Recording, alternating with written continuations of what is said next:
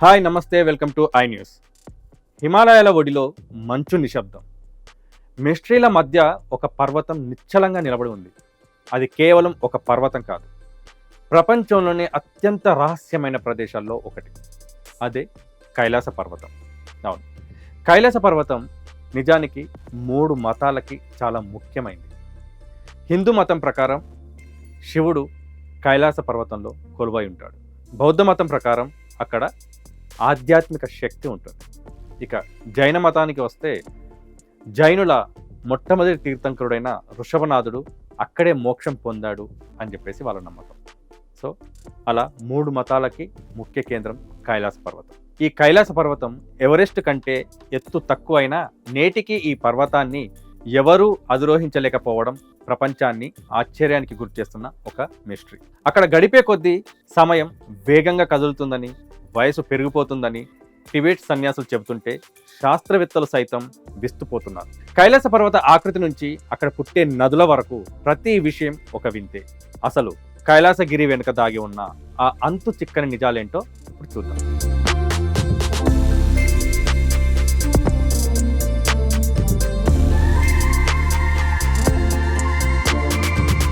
కైలాస పర్వతం గురించి వినిపించే కథలు మన ఊహలకు కూడా అందనివే.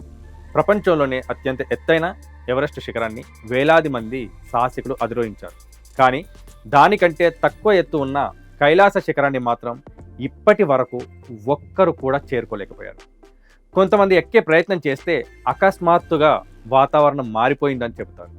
ఇంకొందరికి ఏదో కనిపించని శక్తి తమను అడ్డుకుంటున్నట్లుగా అనిపించిందని చెప్తారు. టిబెట్ సన్యాసులు చెబుతున్న దాని ప్రకారం ఇది కేవలం రాళ్లతో ఏర్పడిన పర్వతం కాదు, ఇది ఒక దివ్య శక్తి. అందుకే మానవ మాతృలకు ఇది అందని ద్రాక్షలా మిగిలిపోయింది. చివరికి చైనా ప్రభుత్వం కూడా ఈ పర్వతంపై ట్రెక్కింగ్ను అధికారికంగా నిషేధించింది. కైలాసగిరి దగ్గర మరో వింత ఏంటంటే అక్కడ కాలం మనల్ని మోసం చేస్తుంది. బయటి ప్రపంచంలో ఒక్క రోజు గడిచే సమయం ఇక్కడ చాలా వేగంగా కదిలిపోతుందట. సన్యాసులు, పరిశోధకులు చెబుతున్నట్టు కైలాస సమీపంలో ఉన్నప్పుడు వెంట్రుకలు, గోళ్ళు అసాధారణంగా వేగంగా పెరుగుతాయి. సాధారణంగా 2-3 వారాల్లో పెరిగే గోళ్ళు అక్కడ ఒక్క రోజులోనే పెరిగినట్టు రష్యా శాస్త్రవేత్తలు కూడా గతంలో గుర్తించినట్టు చెప్తారు.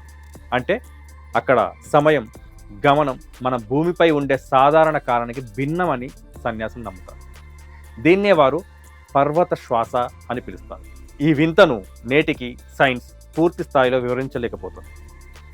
కైలాస పర్వత ఆకృతిని గమనిస్తే అది సహజంగా ఏర్పడిందన్న భావన కంటే ఎవరో పక్కా ప్రణాళికతో నిర్మించిన ఒక పిరమిడ్లా కనిపిస్తుంది. 4 దిక్కులకు సరిగ్గా సరిపోయే ముఖభాగాలు, ఖచ్చితమైన కోణాలు. ఇది చూస్తూ ఉంటే మానవ నిర్మితమా లేదా ఏదైనా అద్భుత శక్తి నిర్మించిందా అనే సందేహం కలుగుతుంది. రష్యా పరిశోధకుడు ఎర్నెస్ట్ చెప్పిన ప్రకారం కైలాసగిరి చుట్టూ చిన్న చిన్న పిరమిడ్లు ఉన్నాయి. ఇది ఒక పెద్ద కాంప్లెక్స్ లాగా ఉందని ఆయన విశ్లేషించారు. అంతేకాదు ఈ పర్వతం లోపల పెద్ద పెద్ద సొరంగాలు, గదులు ఉన్నాయని, అవి ఆధ్యాత్మికంగా ఎదిగిన వారికి మాత్రమే కనిపిస్తాయని టిబెట్ పురాతన గ్రంథాలు చెబుతున్నాయి. కైలాస పర్వతం ఆధ్యాత్మికంగానే కాదు, భౌగోళికంగా కూడా అత్యంత కీలకం.